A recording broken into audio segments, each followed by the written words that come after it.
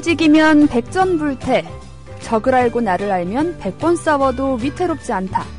손자병법에 나오는 말인데요. 적인 상대방을 탐색하고 알아보기는 사실 쉽지가 않아요. 하지만 그것보다도 더 어려운 일이 바로 나를 제대로 아는 것이 아닐까 싶네요. 싸우는 상대방은 100번이 바뀌는데 그때마다 맞서 싸우는 사람은 늘 한 사람, 나잖아요. 그러니까 일단 나를 제대로 아는 것이 관건인 거죠. 나는 누구인가, 나는 어떤 사람인가에 대해 명쾌하게 대답할 수 있는 사람. 그런 사람이 되려면 얼마나 스스로를 돌아봐야 하는 걸까요? 여러분은 나 자신에 대해 얼마나 아시나요?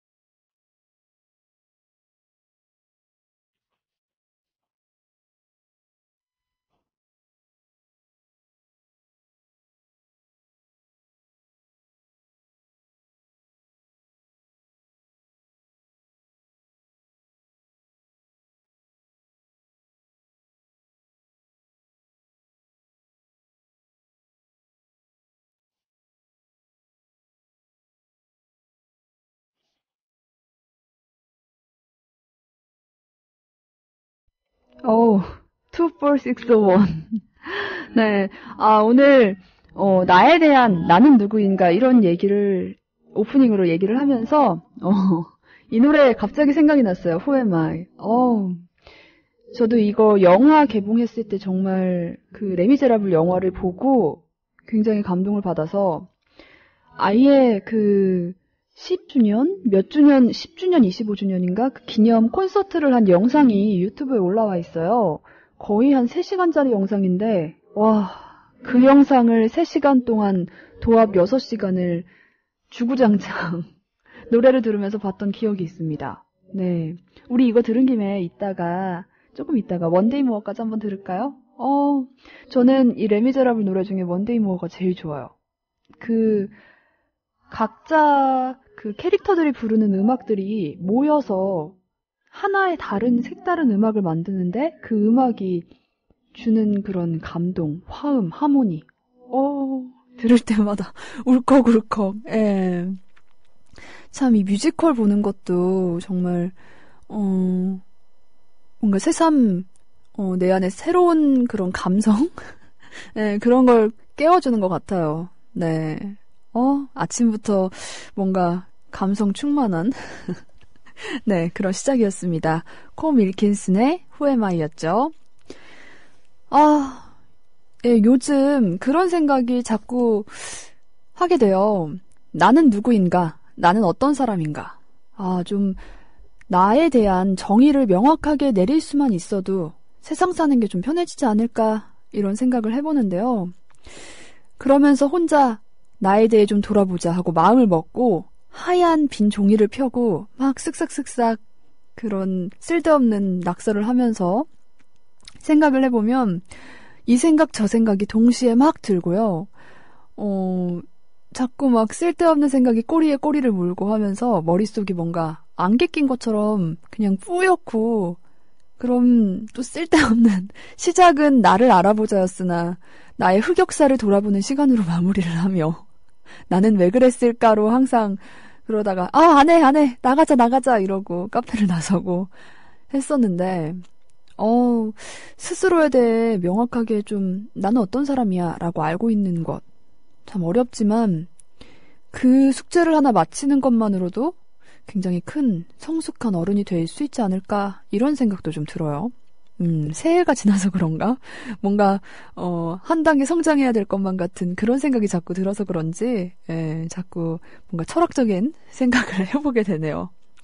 또 이게 나는 어떤 사람이야 라고 정의를 내리는 것도 굉장히 웃긴 게 왜 저도 약간 그런 편인데 저는 이런 편이거든요. 저는 이래요 라고 말하는 사람들 있잖아요. 근데 그게 정말 나를 확실히 알아서라기보다는 내가 어떤 사람이 돼야겠다는 생각을 갖고 자꾸 말로 먼저 표현하는 경우도 꽤 있어요. 진짜 내 모습은 왜 남들이 내가 제대로 말하기 전에도 남들이 먼저 알기 때문에 굳이 얘기하지 않아도 되는데 나는 이런 사람이야 라는 거를 좀 얘기하면서 상대방에게 알리려고 하는 근데 그런 게 아마 좀 어렸을 때 막 소설, 영화, 드라마 이런 거 보면서 그 나만의 뭔가 이상향 있잖아요. 이런 사람이 참 멋진 것 같아. 난 이런 사람이 되어야지 하는 생각들. 그런 생각들을 자꾸 나에 대입시키면서 나라고 아는 사람이 진짜 내가 아니라 내가 되고 싶은 사람이 아닌가. 뭐 이런 생각도 네, 좀 해보긴 합니다. 우리 Who Am I 들었으니까 아침에 이 뮤지컬 두 곡 싹 듣고 상큼하게 다시 시작해요. 네, One Day More 들을게요.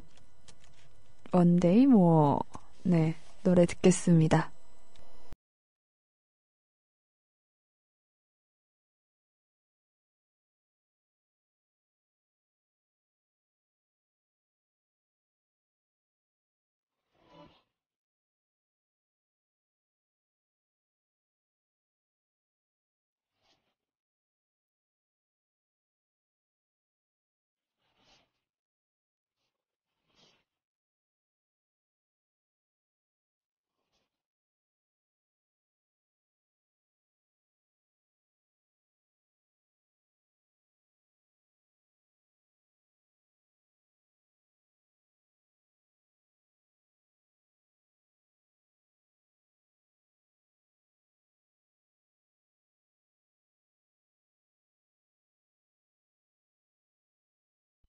네, 레미제라블의 오리지널 런던 캐스트가 부른 원데이 모어였습니다. 영화 버전보다 저는 이 오리지널 멤버들이 부른 이 곡이 더 좋더라고요. 하이머딩거님이 올려주셨는데 영화에서 신부님으로 나왔던 배우가 그 뮤지컬에서 주인공 장발장 그리고 에폰인도 뮤지컬 배우 그대로라고. 맞아요. 그 주교가 장발장한테 촛대를 건네는 장면이 있잖아요. 그 장면이 나의 역할을 너에게 뭐 넘긴다 약간 이런 의미도 부여해서 찍었다고 하더라고요. 좋네요. 아침부터 여러분을 너무 울먹울먹하게 만든 건 아닌지. 네. 네비더님, 와이로님 오셨고요. 와이로님이 오늘 네네 박사님 생일? 이러셨는데, 오늘 임약사님 생일인가요? 몰랐네요. 생일 축하드려요. 여기서라도.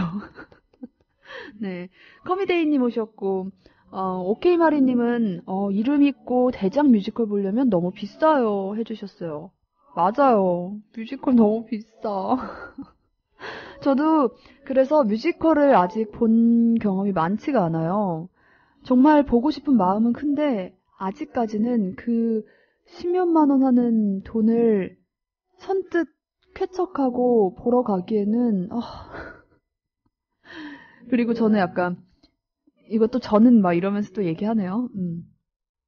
그 한 번 빠지면은 굉장히 푹 빠지는 그 몰입도가 강한 사람이라 아무래도 뮤지컬에 제대로 빠지면은 정말 장구가 탈탈 털릴 것 같아 무서워서 자제하고 있습니다.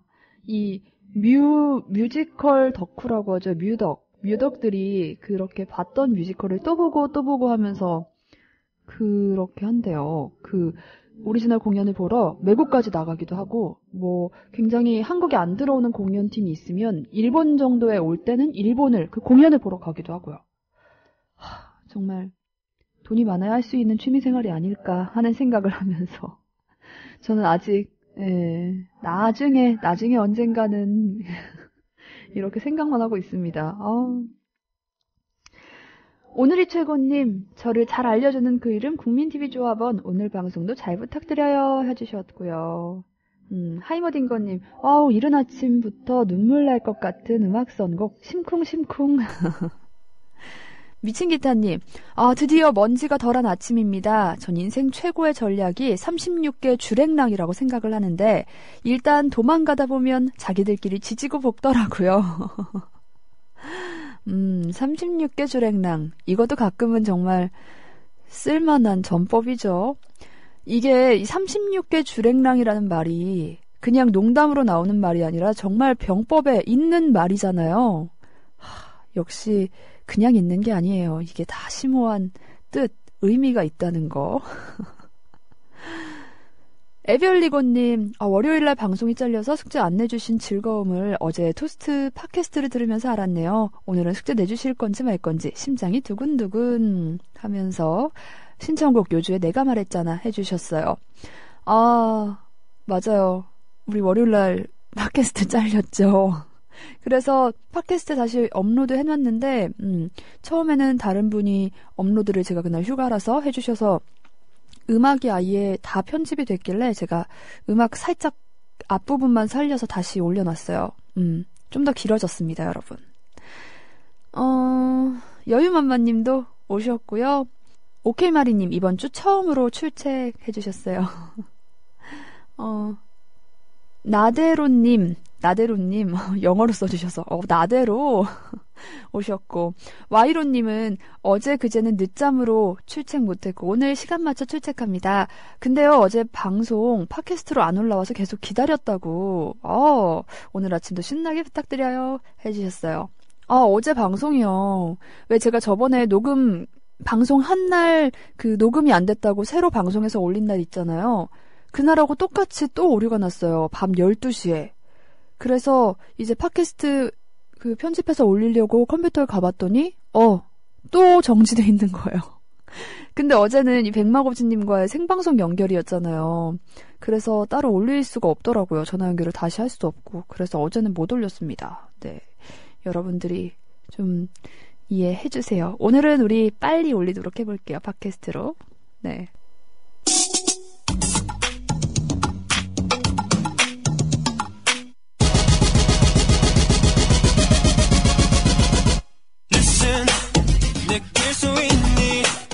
배준원의 히스토리 파티!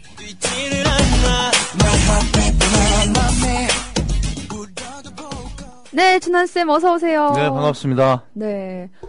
벌써 날씨가 요새 금방 봄 올 것 같아요. 그러니까요. 네. 연애하기 좋은 계절이에요. 또 저를 씁쓸하게 만드시네요. 아니요, 용기 내시라고.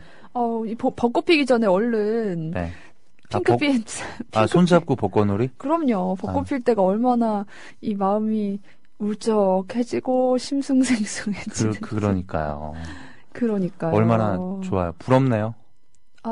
저도 있어야 부러워하실 수 있죠. 저도 뭐 지금 허전한데요.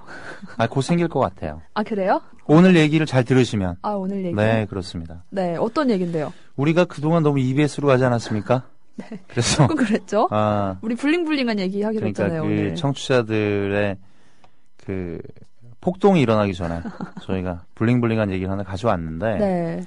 일단은 히스토리 파티니까. 네네. 여기서 살짝 또 역사와 살짝 접목. 네네. 그러나 오늘의 테마는 사랑. 요렇게. 역사 속의 사랑. 그렇죠. 네. 요렇게 갑니다. 자, 일단은 시간을 거슬러. 네. 우리는 1945년 8월 15일로 가볼까요? 그러면 우리에게는 광복의 그날이요. 네네. 일본에게는 끔찍한 패망의 그날이죠. 그러니까 패망이라고 안 하고 네. 그 형들은 종전이라 그러죠. 아주 객관적인 표현으로. 그죠? 항복했다 이렇게 하지 않고 네. 자기들이 연합군의 제안을 받아들였다. 뭐 이렇게 완곡하게 표현하는데. 그렇죠. 네. 근데 1945년 8월 15일이 되면 네. 일본이 패망하면서 일본의 왕이었던 네. 천황이라고 부르죠. 덴노 히로히토가 나는 더 이상 신이 아니다 라는 인간 선언을 하게 되죠.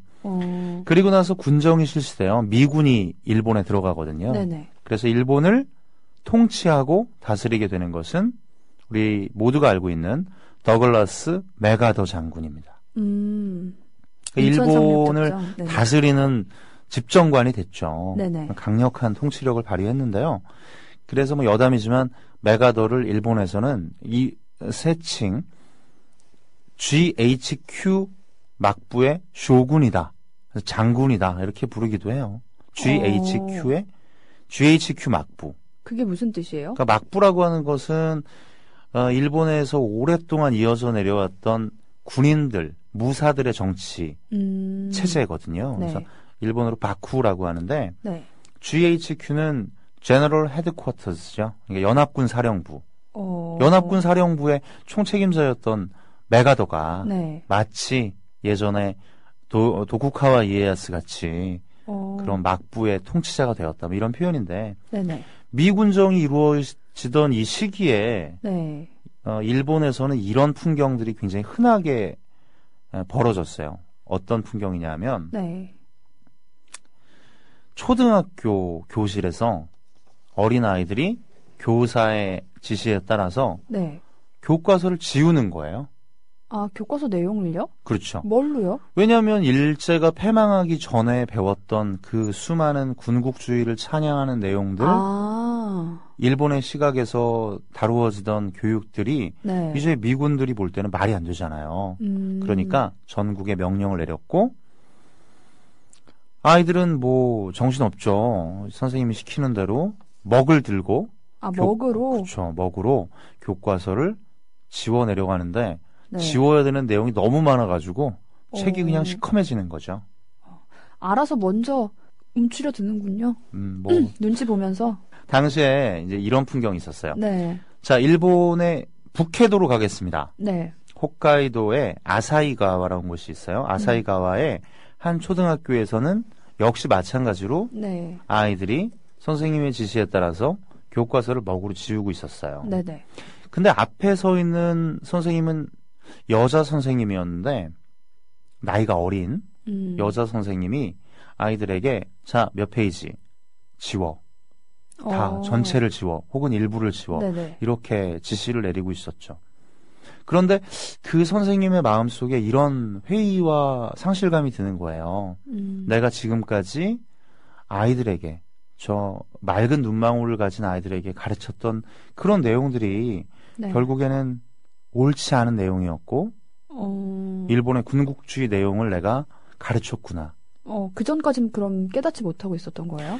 아마 그 시대를 살았던 사람들은 그런 생각을 가지고 있었더라도 심각하게 가지진 않았을 것 같아요. 하긴 그 문화에 젖어 있다 보면 또 그렇죠. 그렇겠죠. 네. 그러니까 이 교사는 그 먹으로 교과서를 지우는 아이들의 모습을 보면서 자신에 대한 반성 네. 그리고 시대에 대한 아픔 뭐 여러 가지를 느꼈겠죠. 그래서 내가 가르친다라고 하는 게 무슨 의미가 있나 이런 네네. 생각을 하면서 조금 우습게도 네. 나는 더 이상 가르칠 수 있는 자격이 없다 이런 생각으로 집에서 빨래를 가져와서 교실 한쪽에서 네. 빨래를 하는 거예요. 친구들은 먹으로 교과서를 그렇죠. 지우고 나는 그러니까 빨래를 하고. 이분이 뭐 정신이 나간 게 아니라 네. 그 하나의 상실감의 표현이었죠. 또 빨아야 될 것도 있었고 뭐 그랬나 보죠. 그래서 네. 빨래를 막 하다가 네. 결국에는 난 더 이상 교사직을 수행할 수 없다. 그래서 사임을 하죠. 그 선생님을 따르던 그 수많은 아이들은 떠나는 선생님을 동동동 쫓아오는 거예요. 네네. 그리고 다음 날은 집으로 찾아오고. 그렇지만 그 아이들을 정을 끊기 위해서 네. 내치고 또 가라고 하고. 이 선생님은 결국에는 삶에 대한 회의가 들고 또 상실감이 너무 커져서 네. 그게 마음의 병이 몸의 병으로 온 것 같아요. 그래서 몸까지 병을 얻어요? 그렇죠. 당시에 굉장히 무서운 병이었던 척추 카리에스라고 하는 병에 걸리게 돼요. 그러면 어떻게 아픈 병이에요? 몸이 저도 뭐 걸려보진 않았는데 일단 이게 결핵성 척추염이라고 하는 병인데 몸을 제대로 움직일 수가 없어요. 그래서 병상에 누워서 네. 그냥 이분은 병원에 입원을 했고 보온 물병을 끌어안은 채 하루하루 몸을 제대로 가누지도 못하고 회복이 될지 장담할 수도 없는 상황에서 네. 수년째 계속 병원에서 이런 투병 생활을 하게 된 거죠. 그렇군요. 그래서요? 그때 여기서 이제 사건이 하나 등장해야 되지 않을까요? 그죠? 네네. 이때 자신이 예전부터 알고 지내던 남자가 있었습니다. 일단 이 여자 교사 이름 얘기를 안 했군요. 네네. 이 여자 교사 이름은 호타 아야코라는 분이에요. 근데 호타 아야코를 굉장히 사랑하는 남자가 병원에 교사 때부터요? 그쵸. 네네. 그 전부터 그 전부터. 계속 사랑하던 네. 남자가 찾아와요. 네. 그래서 왜 이렇게 삶의 희망을 잃어버렸냐라고 하면서 계속 권면하고 또 용기를 가지라고 위로해주고 하는데 이미 마음의 병, 몸의 병으로 지쳐버린 호타 아야코에게는 네. 그러한 말이 귀에 들어오지 않겠죠. 그래서 오히려 자신을 학대하고 막 사는 거예요, 그냥. 내 삶은 더 이상 의미가 없어. 네네. 가치가 없어. 그러니까 이 남자, 이 호타 아야코를 사랑했던 남자 이름은 마에가와 다다시라는 사람이었는데 네. 그런 행동을 했대요. 자기의 말을 듣지 않고 정말 자기를 소중하게 생각하지 않는 호타 아야코의 모습을 보면서 네. 너무 안타까워서 눈물을 흘리며 돌을 들어 자기 발을 찍으며 제발 그러지 마라 라고 하면서 정말 안타까워하면서 사랑을 보여줬다고 하죠. 근데 뭔가 좀 둘 다 좀 파격적인 커플인데요? 한 명은 빨래를 빨고 한 명은 발등을 찍고. 포인트가 그게 아니지 않습니까 지금. 네네. 그 돌에 집중하시면 안 돼요. 가슴 아픈 사랑 얘기긴 하네요. 최하나를 위해서 네. 누군가 그렇게 헌신적으로 마음을 보여준 사람이 네. 만약에 그렇게 하면 감동일 것 같긴 아침에 하네요. 과거가 다 드러나나요? 네. 네. 그 마에가와 다다시의 간호 그리고 네. 권면, 사랑. 네. 이 마에가와 다다시라는 사람이 굉장한 기독교인이었어요. 네. 신앙심이 투철한 사람이었는데 그렇게 정말 헌신적인 사랑을 보여줘서 호타 아야코의 마음도 이제 서서히 열리려고 하는 그때 두둥! 뭐. 마에가와 다다시가 세상을 떠납니다. 꼭 그래, 그죠? 네. 안타까워, 하여튼. 그래서요? 그러면 어떻게 되겠어요? 이 마음이 다시 열리려다가, 네네. 정말 이건 설상가상이잖아요. 네. 도저히 의미 없다. 네. 모든 것은 meaningless, 의미 없다라고 생각한 호타 아야코는 더욱더 자신을 학대하게 되는데, 네. 그녀의 투병 생활은요, 무려 병원에서 13년 동안 이어졌어요. 그럼 13년 동안 옆을 지킨 거예요? 아니죠. 그 중간에 죽어버린 거죠. 그 중간에? 그렇죠. 그렇지만 13년간 투병 생활을 한다라고 하면 네네. 정말 글쎄요. 우리 들으시는 분들 중에는 네. 그런 분들도 계시겠지만 정말 감당하기 어려운 고통이잖아요. 네. 그런 상황에서 하루하루를 보내고 있던 호타 아야코. 그런데 네. 어느 날 병실 문이 열리면서 한 남자가 들어옵니다. 또 다른 남자가요? 그런데 네. 또 다른 남자가 들어와야 되잖아요. 네. 근데 딱 병실 문이 열리고 들어온 사람이 바로 호타 아야코예요? 무슨 말씀이세요, 지금? 호타 아야코가 여자라니까요, 지금. 아니 근데 그 누구야? 네. 마에가와 다다시가 들어온 거예요. 네. 세상을 떠났는데. 네. 여기서 안 놀라면 어떻게 내가 지금 아까 얘기를 밑밥을 깔았잖아요. 그죠? 네, 놀랐죠? 네, 놀랐죠. 아니, 마에가와 다다시가 네네. 들어온 거예요. 사람 네. 죽었는데. 그래서 아니 이게 무슨 일이야? 하고 너무나 놀라서 봤는데 너무나 닮았는데 마에가와 다다시는 아니야. 그런데 너무 닮았어. 이럴 수가 없어. 아들이에요? 아들은 아니고 응. 그냥 닮은 사람. 그냥 그렇지. 그냥 닮은 사람. 그런데 정말 이럴 수가 있을 정도인가 싶을 정도로 닮은 사람이 들어왔으니 그 남자의 이름은 미우라 미츠요였습니다. 아무 연관 없어요? 뭐 심장 이식 같은 거 받은 거 아닐까? 없어. 그냥 정말 심장 이식하면 닮아져요? 아니 왜 그런 처음 듣는 얘기네. 드라마에 많이 나오잖아요. 그렇지. 왜 드라마를 네. 너무 많이 봤어요. 정말 남남인데. 자, 미우라 미츠요가 들어왔어요. 네. 그러니까 이 마에가 다다시의 부활을 보는 듯한. 그런데 놀라운 건 외모만 닮은 게 아니라 네. 이 미우라 미츠요라는 사람은 당시 아사히가와의 공무원이었거든요. 네. 그런데 이 사람이 잠깐 뭐 병원에 왔다가 둘이 마주치게 된 거예요. 네네. 그런데 어쩜 그렇게 그의 성품과 그의 신앙과 모든 삶의 모습이 정말 닮은 거예요. 네. 그리고 두 사람은 사랑에 빠지게 되었고, 네. 그들은 사랑의 힘으로 긴 투병 생활을 벗어나 마침내 완치가 됩니까? 완치를 하고 벗어납니까? 일상생활이 가능할 정도?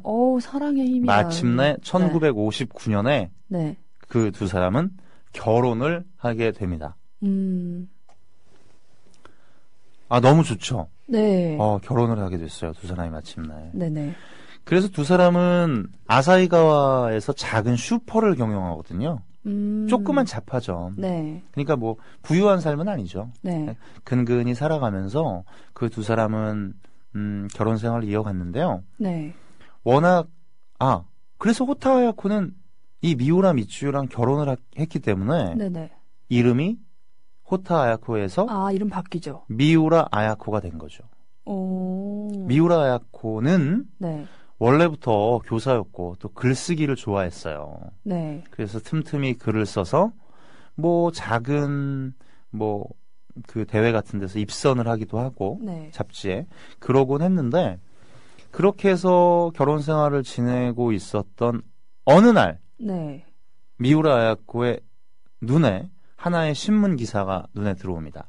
그것은 바로 당시 아사히 신문에서 네. 무려 1,000만 엔 1,000만 엔이면 1,000만 엔을 1,000만 걸고 네네. 소설을 공모하는 거예요. 1억이죠, 1억.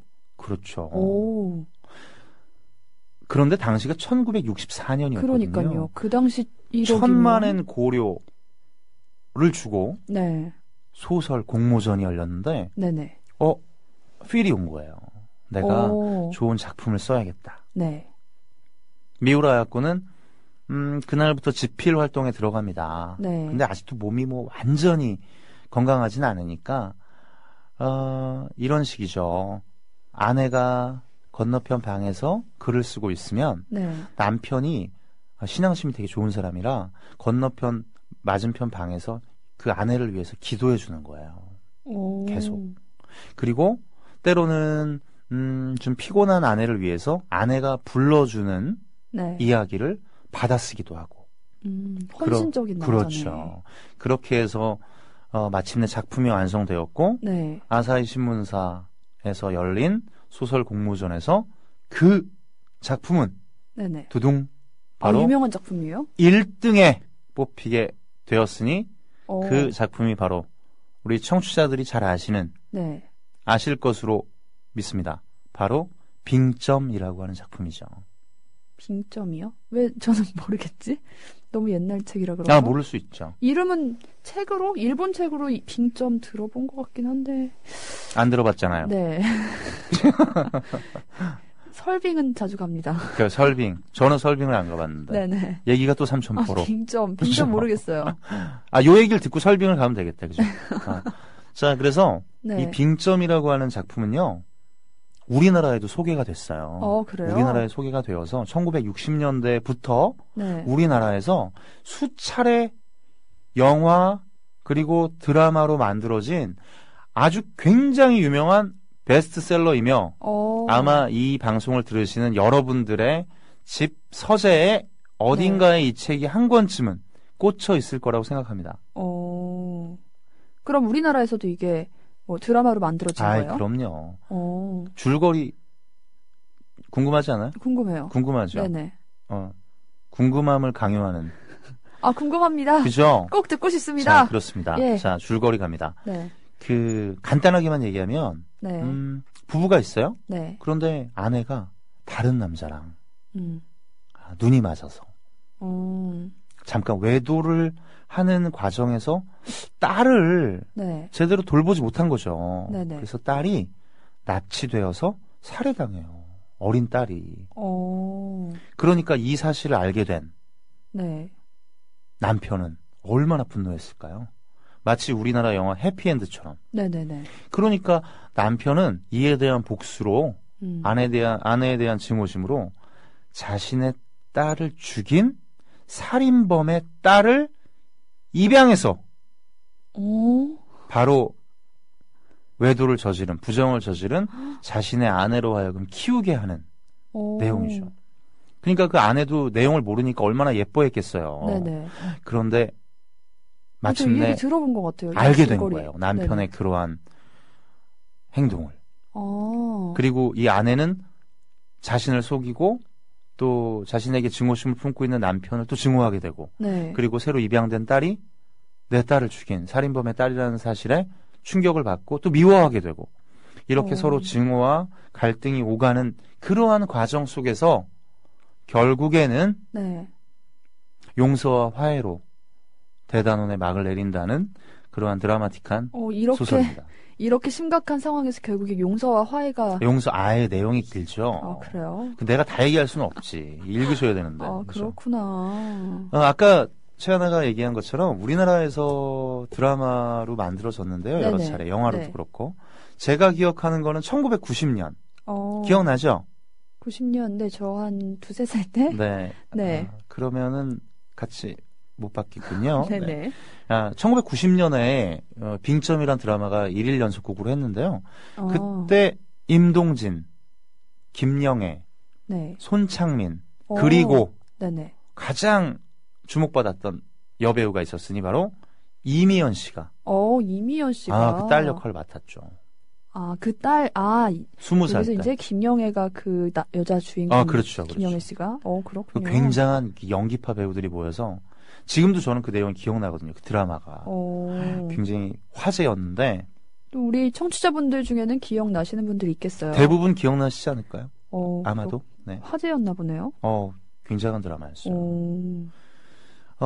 그렇게 유명한 작품 네. 빙점의 저자였던 네네. 미우라 아야코 그리고 그녀를 헌신적으로 사랑했던 남편 미우라 미치유 네. 그리고 세상을 일찍 떠났지만 이전에 그녀를 신앙의 힘으로 네. 이끌어주고 기독교인으로 감화시켜 만들어준 말가와 다다시 이 사람들의 사랑 얘기를 오늘 한번 보니까 해보고 싶어서 이 여자분이 이 미우라 아야코 씨가 참 주변에 벤츠남들이 2명이나 벤츠남은 아니고 소시민. 그렇죠. 아니죠. 이렇게 한 사람만 사랑해줄 수 있는 그런 그렇죠. 사람을 벤츠남이라고 하는 거예요. 정말 그래요. 벤츠를 타서가 아니고 그렇구나. 네, 나한테만큼은 그걸 몰랐네. 대단해 보이는 나만을 그래요. 사랑해주는 진짜 참 남자. 백마탄 왕자. 네, 그런 사람이 2명이나 있었던 거잖아요. 그렇죠.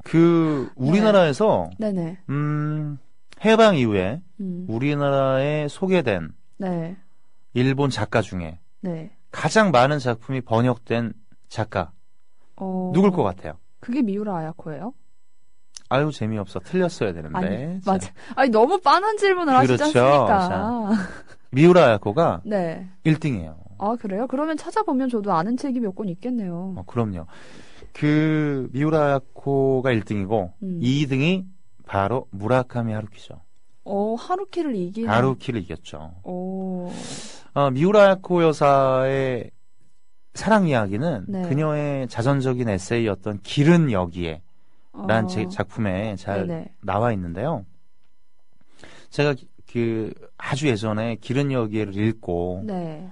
미우라 아야코의 책을 닥치는 대로 찾아서 또 읽었던 그런 기억이 나요. 그래서 제가 일본어로 편지를 쓸 수 있다면 네네. 가장 먼저 하고 싶었던 일이 아사히가와에 살고 있는 미우라 아야코 여사에게 당신의 책을 잘 읽었습니다. 고맙습니다라고 제가 네. 이렇게 편지를 쓰려고 하던 소년 배준환이 청년 배준환이 그렇죠. 네네. 그러던 그때 네네. 1999년 미우라 아야코 여사가 77세를 일기로 세상을 떠났죠. 그래서 제가 돌아가셨군요. 당시에 네네. 한겨레 신문에서 그녀의 부운 기사를 딱 보면서 네. 돌아가셨구나 이렇게 되게 좀 마음이 짠했었거든요. 그랬는데 어느새 시간이 이렇게 지났네요. 그러게요. 저도 얘기 듣다 보니까 이 책 다시 한번 좀 찾아서 읽고 싶어지네요. 그러니까요. 네. 자, 오늘 방송은 약간의 EBS를 벗어나 블링블링한 사랑 얘기를 좀 해보고 네. 싶었습니다. 어떻게 보면 되게 감각적이고 네. 또 소비적인 현 시대에는 이런 사랑이 좀 우직해 보이고 또 이해가 되지 않는 모습들도 있을 수 있지만 네. 그러나 우리가 인생 살면서 단 한 명 이런 사랑을 하게 된다면 이런 분들을 만나야 되지 않을까? 네. 이런 소설보다 생각이 더 소설 같은 사랑을 했던 그런 그렇죠. 소설가. 최하나도 올해는 아우디 남을 꼭 만나기 바랍니다. 네, 저는 마음이 아우디인 남자가 좋습니다. 좋습니다. 네. 네. 자, 그럼 오늘은 여기까지 따뜻하고 이 핑크빛 사랑 이야기 전해주신 우리 핑크남, 핑크 메시지남 배준하 쌤 보내드리겠습니다. 네, 여러분 빙점 한번 꼭 읽어보십시오. 강추합니다. 네, 다음 주에 뵐게요.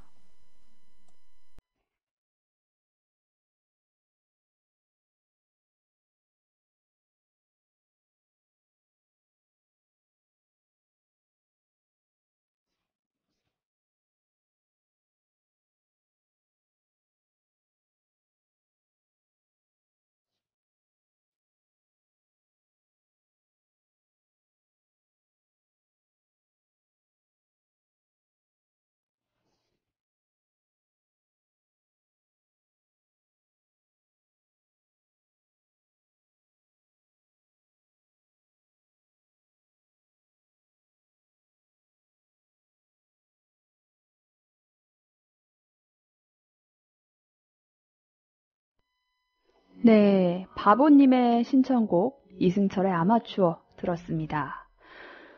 이 빙점 기억하시는 분들 많네요.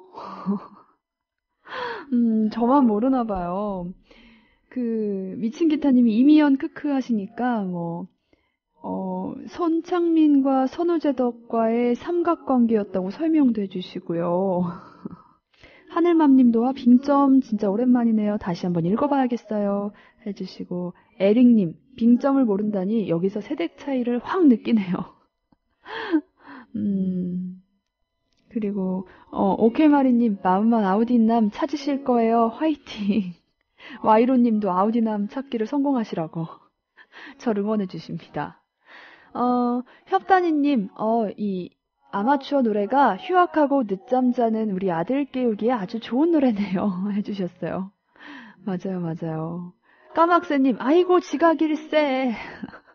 지각이십니다. 지금 8분 남았어요. 우리 덩클님도 지각 출첵 오셨고. 아까 협단이님이 고3 딸 밥 먹고 가라고 해달라고, 도단아 밥 먹어 이 얘기 해달라고 하셨는데, 우리가 역사 공부하느라고 놓쳤죠? 이미 도단이는 밥을 먹고, 들기름에 잰 김에 밥을 뭉쳐놨더니 서너 개 먹고 학교를 갔대요. 도단아, 배고프진 않겠구나. 왜 그때 학교 다닐 때 학교 가면 아침을 안 먹어도 매점 가서 200원, 300원 하는, 요새는 200원, 300원이 아니겠군요. 한 500원, 1000원 하겠네요. 빵이며, 과자며 열심히 먹었었죠.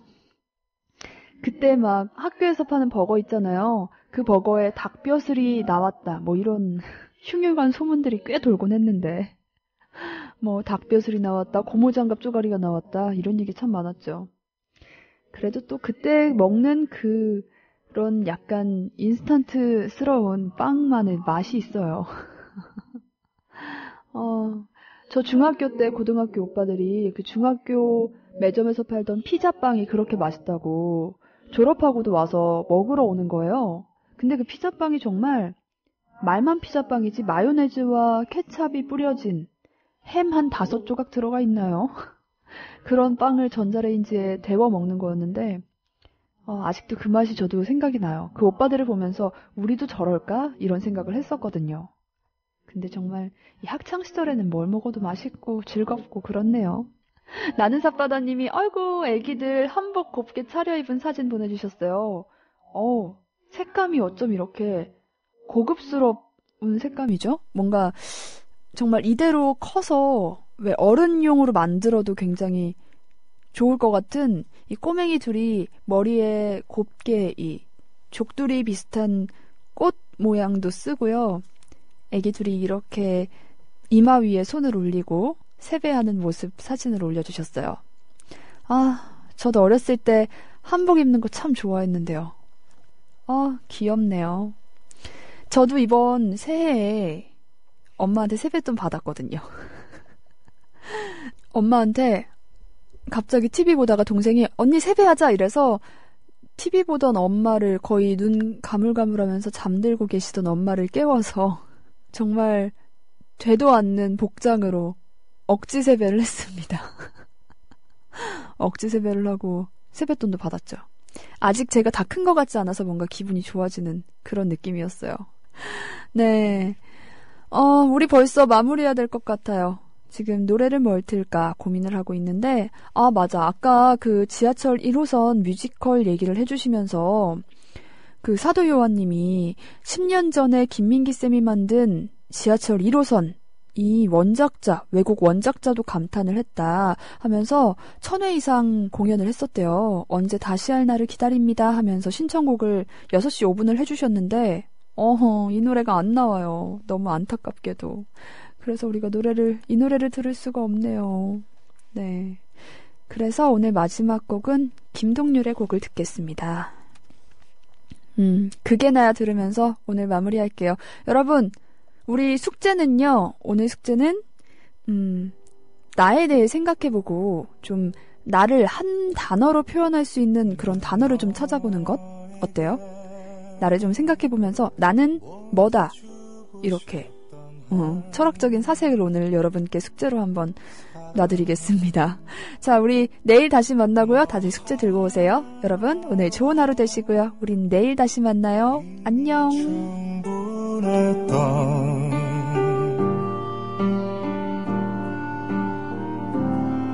난 너에게 모두 주지 못한 한 사랑 너무 쉽게 놓쳐버렸다. 우리 서로 사랑했던 그 시절에 뭐가 그리 설레고 또 좋았었나.